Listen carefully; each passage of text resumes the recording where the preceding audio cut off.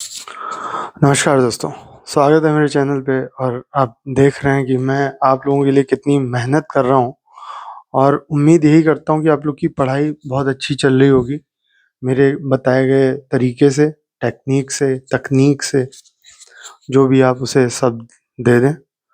तो अब मेरे पास रात में कम से कम 2 से 3 स्टूडेंट का फ़ोन आया कि सर आपका जो पुराना वाला चैनल था वो नहीं दिख रहा है। तो वो पता नहीं मेरे पिछली बार बैक टू बैक 2 से 3 चैनल कैसे बंद हो गए या नहीं काम करना उस पे हुआ। तो मैंने फिर से चैनल बनाया जैसा कि आप देख रहे हैं, और मैं उन टॉपिक को और अच्छे तरीके से यहाँ पे पेश कर रहा हूँ आपके सामने। तो ऐसा ही एक टॉपिक था, 12th के बाद यूपीएससी की तैयारी।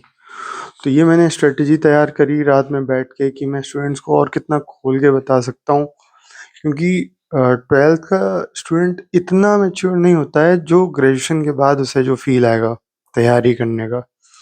तो मुझसे काफ़ी स्टूडेंट्स ने बोला कि सर प्लीज़ एक बार ये वीडियो सही से बना दीजिए अपनी प्लानिंग के हिसाब से। तो मैंने प्लानिंग करी, रात में 2 बजे तक मैंने ये प्लानिंग करी, क्योंकि मेरी वाइफ भी गज़टेड ऑफिसर है, उसके साथ भी बैठा। मैंने कहा यार ऐसा-ऐसा फ़ोन आया है, तो मैं स्टूडेंट्स को किस तरीके से प्रॉपर और अच्छे से गाइडेंस दूँ। तो हम लोग बैठे 1 बजे तक हमने बात करी कि हम एस्पिरेंट्स को किस तरीके से ये बता सकते हैं कि 12th के बाद की तैयारी कैसे होगी, आफ्टर ग्रेजुएशन कैसे टारगेट करना है।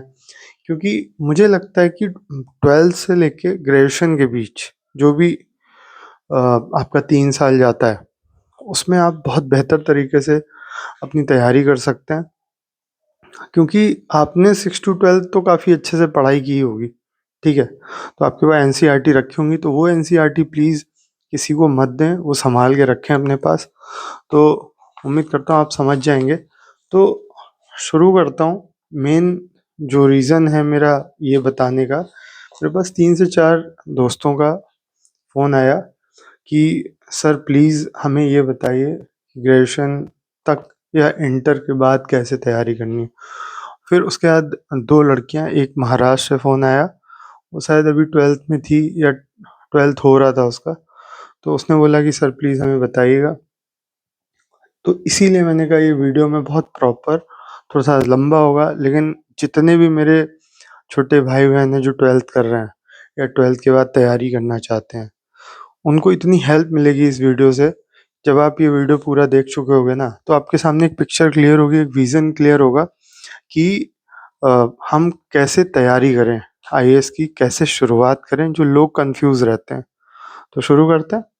तो जैसा कि मैं बताना चाहता हूँ कि यूपीएससी का जो पेपर है, वो आप ग्रेजुएशन के बाद ही दोगे, ठीक है? लेकिन तैयारी आप 12th के बाद कर सकते हो। तो आपके पास टाइम बचाने का बहुत सही तरीका है यहाँ पे। अब जैसा कि सभी जानते हैं कि, और मैं आप लोग को बता दूँ, जिन्हें नहीं पता जो 12th के बाद तैयारी करेंगे, 3 स्टेज पे पेपर होता है, प्रीलिम्स, मेंस एग्ज़ाम, फिर इंटरव्यू, ठीक है? तो ये नॉर्मल तरीके से ऐसे ही तैयारी होती है, लेकिन ये 3 को मैं अभी खोल के रखूँगा कि प्रीलिम्स में कैसे चलना है, मेंस में कैसे चलना है और इंटरव्यू के लिए क्या करना है। साथ ही साथ मैं ये भी बताऊँगा आप लोग को कि जो प्री में आपकी स्ट्रैटेजी हुई वो कैसे होगी, ठीक है? तो अब जैसे बेसिक फाउंडेशन मजबूत करने के लिए मैं आपको बताऊँगा, जैसे आपने 12th किया ही होगा, 6 टू 12 की मैंने अभी बोला था आपसे कि एनसीईआरटी आपको नहीं देनी है किसी को, वो रखनी है। जैसे history, polity, economics, sociology, geography, उसी में एनवायरनमेंट है। अब हिस्ट्री में भी एंशिएंट, मेडिवल, मॉडर्न है।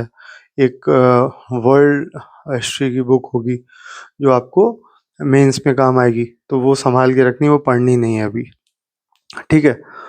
तो ये वही हमेशा ध्यान रखिएगा, ये 6 टू 12 की वही किताबें जो आपका बेस स्ट्रॉन्ग करेंगी, मजबूत बनाएँगी, जो आपको समझ विकसित करेंगी, ठीक है? फिर आपको जैसे राइटिंग स्किल हो गई, उस पर काम करना है और इंग्लिश पे काम करना है। कैसे करना है? जैसे ऐसे राइटिंग, आपने 6 टू 12 में कई बार पेपर ऐसे लिखा होगा, चीज़ें समझी होंगी। तो अब इसीलिए मैं कह रहा हूँ 6 टू 12 आपको बेहतर तरीके से पढ़ना है, जिससे कि आपको जब यूपीएससी की प्रिपरेशन कर रहे हो तो ज़्यादा मेहनत ना लगे आपको वहाँ पे इन सब बुक्स पे टाइम देने के लिए। क्यों? क्योंकि ये आप ऑलरेडी बुक पढ़ चुके होगे, तो अच्छे से पढ़ चुके होगे। तो एक तरीके से आपका रिवाइज़ हो रहा है वहाँ पे, ठीक है? तो आंसर राइटिंग, अब आप आंसर पेपर दे ही रहे होगे हाफ ईयरली, क्वार्टरली, ईयरली, तो आंसर आप समझ ही रहे होगे। तो इस पे बस थोड़ा-थोड़ा फ़ोकस बना के रखना है, स्किल को डेवलप करना है और अपनी वोकैब्युलरी, ठीक है? वोकैब्युलरी पे ध्यान देना है। वोकैब्युलरी कैसे सही होगी? अभी आप देखिए 12th कर चुके हैं, तो आप न्यूज़पेपर ले लीजिए, द हिंदू या इंडियन एक्सप्रेस, उससे तैयार करिए। और बहुत देखिए बहुत डीप नहीं पढ़ना है, अभी आपका 12th के बाद की प्रिपरेशन है। आपको मैंने एनसीईआरटी बता दी, ठीक है? आपको आंसर राइटिंग कैसे करनी है, आपको वोकैब्युलरी कैसे करनी है, ये मैं बता रहा हूँ आपको, ठीक है? ऐसे आप समझ ही रहे हो मैं क्या बोल रहा हूँ, ठीक है? अब ये दोनों, जैसे मैंने आपको बताया, essay writing, answer writing, vocabulary, ये आपका मेंस और इंटरव्यू दोनों के लिए बहुत इंपॉर्टेंट वीडियो है दोस्तों। इसके प्लीज़ स्किप मत करिएगा, एक-एक चीज़ बहुत इंपॉर्टेंट है। इतनी मेहनत लगी है, आप देख रहे हो, ठीक है? मैं तैयार करके सीधे आपके साथ जुड़ा हुआ हूँ। तो इन स्किल से क्या होगा कि आपका मेंस और इंटरव्यू में बहुत हेल्प मिलेगी, ठीक है? अब आते हैं, जैसा मैंने बोला वोकैब्युलरी, तो न्यूज़पेपर पढ़ने की आदत डालनी पड़ेगी आपको। दोस्तों जितना पेपर आपको लगता है ना टफ है, मैं उतना आसान तरीके से साधारण भाषा में आपको समझा दूँगा, ताकि आपकी तैयारी 10 से 20% बहुत ईज़ी फ़ील हो। क्योंकि शुरुआत करने वाला ही नहीं समझ पाएगा मैं शुरू कैसे करूँ, तो कैसे होगा? एक-एक शब्द बहुत इम्पोर्टेंट है, मैं शुरू से बता रहा हूँ, फिर से समझते रहना। मैं वीडियो पॉज़ कर लीजिएगा या पीछे ले जाइएगा, जैसे भी हो, ठीक है? अब न्यूज़पेपर पढ़ने की आदत मैंने बताया, द हिंदू और इंडियन एक्सप्रेस, ठीक? और मेरी बात यही है कि न्यूज़पेपर पढ़ तो रहे हैं, उसे समझने की भी कोशिश करिएगा, जितना आपसे हो पाए। एक्स्ट्रा लोड नहीं लेना है, ठीक है? फिर आपको चलना है, ऑप्शनल सब्जेक्ट पहचानना है, ठीक है? कैसे? मैंने लिखा है कि आप जैसे ग्रेजुएशन कर रहे हैं, जो भी सब्जेक्ट्स लेते हैं, ठीक है? पॉलिटी हो गया, पब एड हो गया, पब्लिक एडमिनिस्ट्रेशन हो गया, हिस्ट्री हो गया, हिस्ट्री में 4 सेक्शन हो गए, ancient, medieval, modern, world history, और सोशियोलॉजी हो गई, ज्योग्राफी हो गई, ज्योग्राफी में एनवायरनमेंट आ गया, और साइकोलॉजी, ठीक है? उसके बाद जब आप ये सारी चीज़ें कर लोगे, ठीक है? फिर मुझे लगता है जो सबसे ज़्यादा इम्पोर्टेंट है, मैंने लिखा है कि टाइम मैनेजमेंट और डिसिप्लिन। अगर आपके पास ये सब चीज़ें हैं ना, तो आप यकीन मानिए आपकी बहुत बेहतर तरीके से जो भी मैंने शुरू से पॉइंट बताए पहले से अभी तक बहुत अच्छे से मैनेज होंगे। दोस्तों थोड़ा-सा स्पीड इसलिए तेज़ है क्योंकि अ, ये जो स्ट्रैटेजी है ना, ये तैयार की गई है 3 से 4 घंटे में, ठीक है? मेरी खुद की। और इसको मैं बता इसलिए रहा हूँ क्योंकि अगर मैं एक-एक चीज़ें ऐसे बोलूँगा ना, तो आप सोचोगे क्या बता रहे हैं, समझ नहीं आ रहा, ठीक है? तो मुद्दे पे आते हैं, मैं था टाइम मैनेजमेंट और डिसिप्लिन पे। अब आप रोज़ है ना 12th के बाद, रोज़ 4 से 5 घंटे की कोशिश करेंगे पढ़ने की, ठीक है? कोशिश करिएगा वो 4 हो जाए, 3 हो जाए, 3 तक हो जाए बहुत अच्छा है, ठीक है? क्योंकि अभी आप शुरुआत कर रहे हैं, आप लोड नहीं लेना है, आपको नॉर्मली तैयारी करते हुए जीवन अपना सही से चलाना है। इतना नहीं फ़ोर्स डालना है कि यार सर ने 5 घंटे का है तो आप 8 घंटे तैयारी कर रहे हो, नहीं। अभी आपको सिर्फ़ बेसिक चीज़ें समझना है और आगे बढ़ जाना है, ठीक है? अगर आप 3 घंटे भी पढ़ रहे हो, तो बहुत आराम से आपका ईज़ी आफ्टर ग्रेजुएशन डील होगा यूपीएससी पेपर, ठीक है? अब जैसे नोट्स बनाना है, रिवीज़न करना है, इसमें आपको कंसिस्टेंसी दिखानी होगी। अब जैसे आप सपोज़ ये सब 3 घंटे 4 घंटे पढ़ रहे हैं, तो इसमें आप नोट्स बनाएँगे, रिवीज़न का टाइम निकालेंगे और प्रॉपर तरीके से, मतलब कटिबद्धता कह सकते हैं कि रेगुलर बहुत मजबूती से रहना है डिसिप्लिन के साथ, इसको कंसिस्टेंसी बोला जाता है। ठीक है, अब आते हैं, ये हो गया आपका। ठीक है, अब आप जैसे 12th कर लेते हो, ठीक है, मैंने वो सारी चीज़ें बताई हैं। अब जैसे 12th के बाद लड़के, जब मैंने ये सारी स्ट्रेटजी बता दी, तो लड़के 12th के बाद गलती क्या करते हैं, मेरे एस्पिरेंट्स जो भी सुन रहे होंगे, प्लीज़ ये गलती मत करिएगा।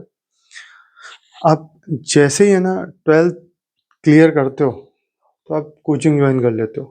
तो जल्दी कोचिंग ज्वाइन ना करें, जो मैं स्ट्रेटजी बता रहा हूँ उसी से मोर देन सफिशिएंट है वो।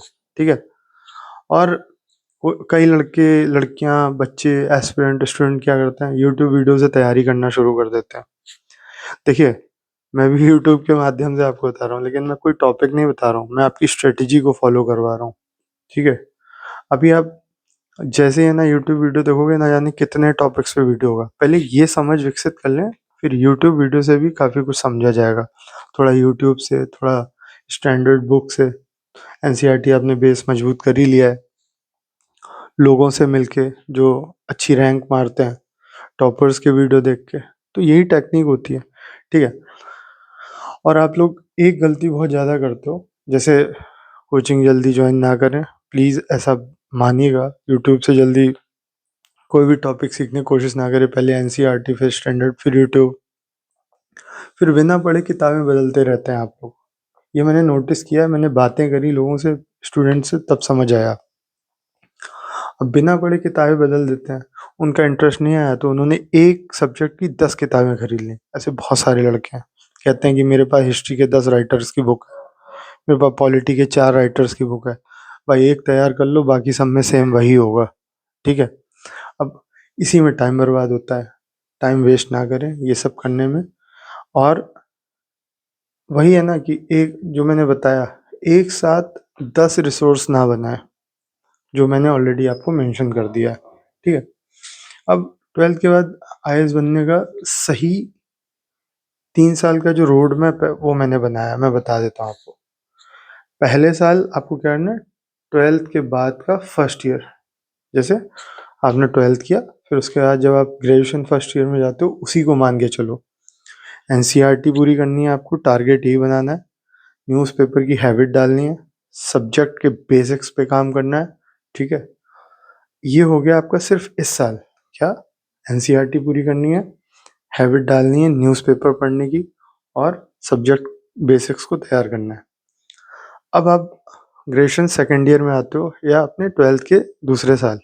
ठीक है, स्टैंडर्ड बुक्स पे काम करना शुरू कर देना है आपको। क्यों? क्योंकि आपने एनसीईआरटी पढ़ ली। आप जैसे लक्ष्मीकांत हो गया, स्पेक्ट्रम हो गया, जीसी लियोंग हो गया, इन पे काम करना है। ठीक है, और थोड़ा बहुत इकोनॉमिक सर्वे आता है, बेसिक्स, वो देखना है। ठीक है, ये हो गया दूसरा साल। अब तीसरा, जब आप ग्रेजुएशन थर्ड ईयर में हो गए और 12वीं के 3 साल बाद आपको अपने ऑप्शनल फाइनल पे काम करना है, आंसर राइटिंग। अब आते हैं प्रीलिम टेस्ट सीरीज और मेंस प्रैक्टिस पे। तो यहाँ पे क्या होगा कि आप जैसे ही ग्रेजुएशन क्लियर होगा आपका, आपका फाउंडेशन इतना तगड़ा क्लियर डेवलप हो चुका होगा, आप ये कहोगे कि यार सब कुछ तैयार है, अब बस क्या करना है, मुझे फाइनल टच देना है। ठीक है दोस्तों, अब मैं आपको बताता हूँ ग्रेजुएशन के बाद की स्ट्रेटजी। दोस्तों याद रखिएगा, मैं वो टॉपिक्स लेके आता हूँ, चैलेंजिंग टॉपिक्स। मैं ऐसे ऐसे लोगों से बात कर चुका हूँ जो, आप यकीन नहीं मानेंगे, जो लेबर, एक दोस्त है मेरा जो अ, राजस्थान में है। उसने कहा था सर मुझे तैयारी करनी है, लेकिन मेरे पास टाइम नहीं मिलता है। मैं सुबह 8 बजे से 9 बजे से, मतलब वो मजदूर है, सोचिए, वो उसके अंदर इतना ज़्यादा एनर्जी देखी मैंने, उसकी बहुत हेल्प करी मैंने उसकी। ठीक है, मैंने उसको गाइडेंस दी, मैंने उसे डेली मैं टच में रहता हूँ, और मैं उसे बताता हूँ कि भाई ऐसे पढ़ो, और देखना पक्का उसका पेपर क्रैक होगा।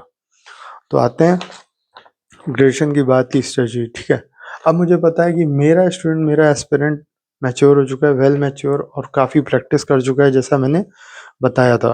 ठीक है, अब बात करते हैं मेन पेपर पे। जैसे जीएस पे आ गए आप, ठीक है, आपने प्री समझ लिया, मेन समझ लिया। तो प्री में मैंने बताया है, अब प्री में 2 पेपर होंगे, सीसैट का और एक जीएस का। ठीक है, अब मेंस में क्या होता है, GS 1, GS2, GS3, GS4 paper, ठीक है। इसे आपको समझना है ये क्या होता है, ठीक है। ये तो ग्रेजुएशन के बाद की स्ट्रैटेजी है। अगर आपने ग्रेजुएशन के 3 साल में आपने रह के 3 साल में समझ लिया, तो आपको इसके बाद की स्ट्रेटेजी बहुत हल्की लगेगी, ठीक है।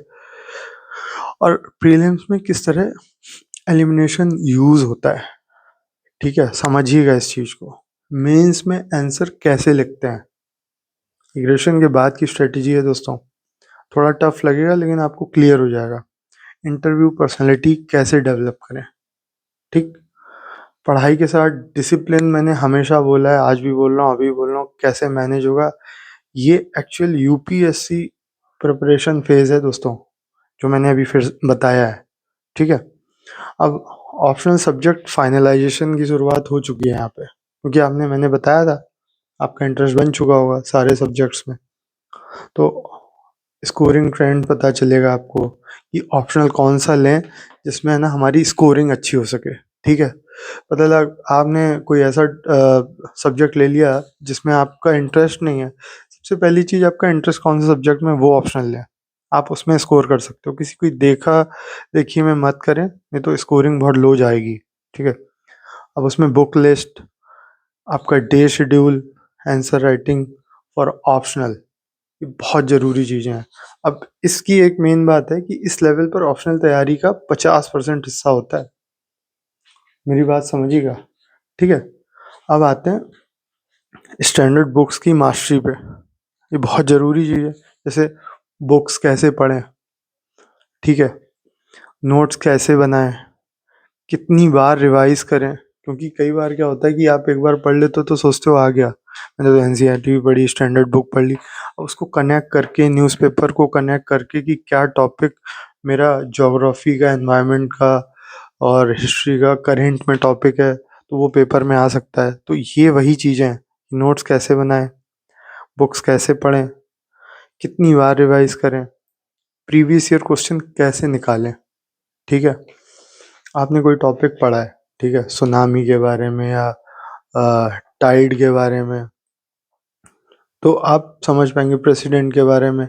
हिस्ट्री में कोई भी आप देखते हैं 5,000 साल पुरानी मूर्ति मिली ऐसी जगह पे, ऐसे राज्य में, तो अगर करेंट में है तो आपने बेसिक्स पढ़ा होगा, तो आपको समझ में आएगा कि वो इम्पोर्टेंट है कि नहीं, ये वही चीज़ है।